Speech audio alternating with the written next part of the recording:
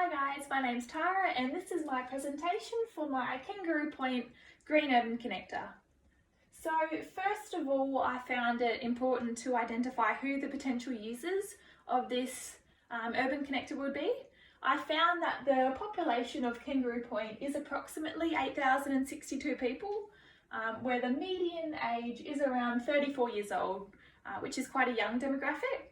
Of these people, I found that most people do tend to travel to work by car, followed by ferry, and walk to work is approximately 9%, which is quite low. These statistics present quite a clear opportunity for the urban connector to increase physical travel to work, such as walking or cycling, opposed to driving. I also found that within Kangaroo Point there is a minority of people. There are around 72 Aboriginal or Torres Strait Islander people that live there. So these people are actually the focus of my design. The Turrbal people are Aboriginal Australian people from the region of Brisbane who have occupied the land for thousands of years. Prior to the European settlement, there were around 5,000 Aborigines within the Brisbane area, where the land, the river and its tributaries were the source and support of life. So my green urban connector has been inspired by the concept of Indigenous placemaking and its connection to places and people, with an aim to restore Indigenous visibility within Brisbane society and project Indigenous identity, views and values.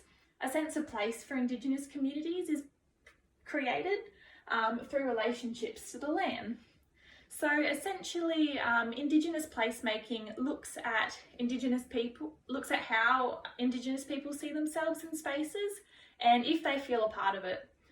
It looks at who these people are, what are their beliefs and rights, and what significance does a heritage place mean to them.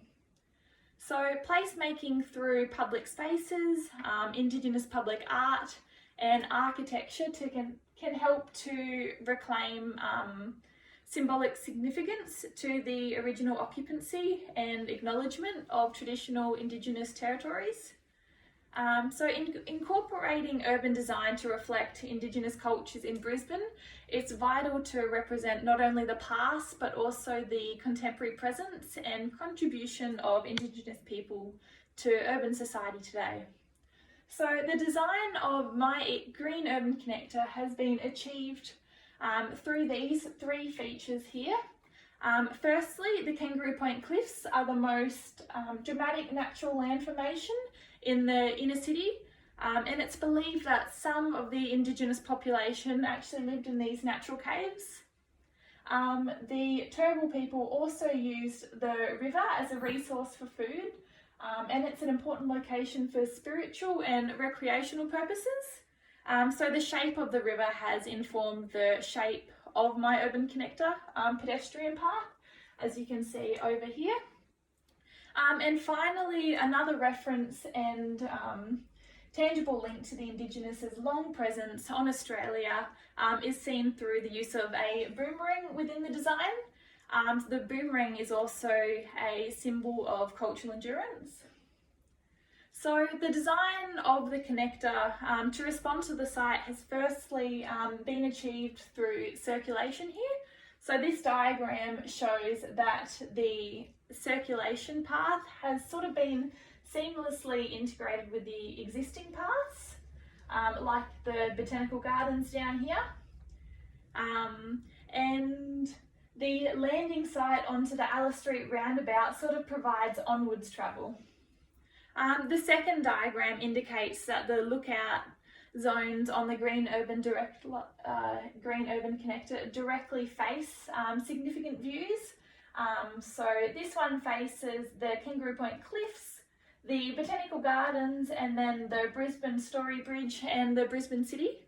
And finally, this last diagram shows that the Green Urban Connector has responded to site through the botanical gardens and Kangaroo Point vegetation spreading over the Green Urban Connector. So these three precedences, concepts and planning strategies have helped to inform my design.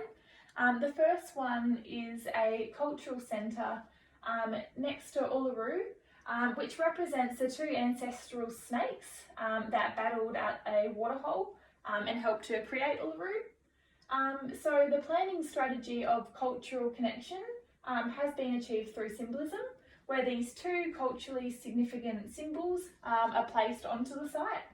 The second one is another cultural centre, and this one draws on the surrounding topography, mimicking mountain scenery, where landscape connection is achieved, where the dominant topography of the region is sort of projected onto the site.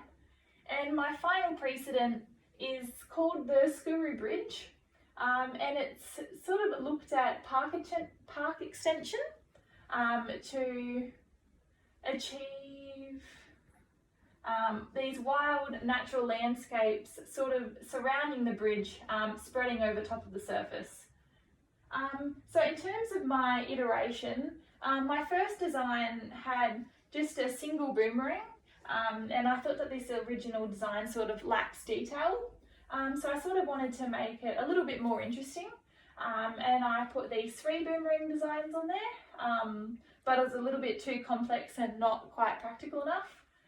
So then I achieved my design by sort of straightening out these boomerangs. Then sort of a seamless integration with the existing built environment is achieved on each of the sides of the site there. I then needed to identify where the programs are located. So the red little boxes here show where the programs will be. The next diagram shows these programs in relation to green space. And then this final diagram down here sort of shows what these programs will look like with more detail added. So I'm created this mountain type structure here. And then finally, this last diagram shows my green urban connectors initial design, and I still need to play with levels in making it more 3D. Thank you.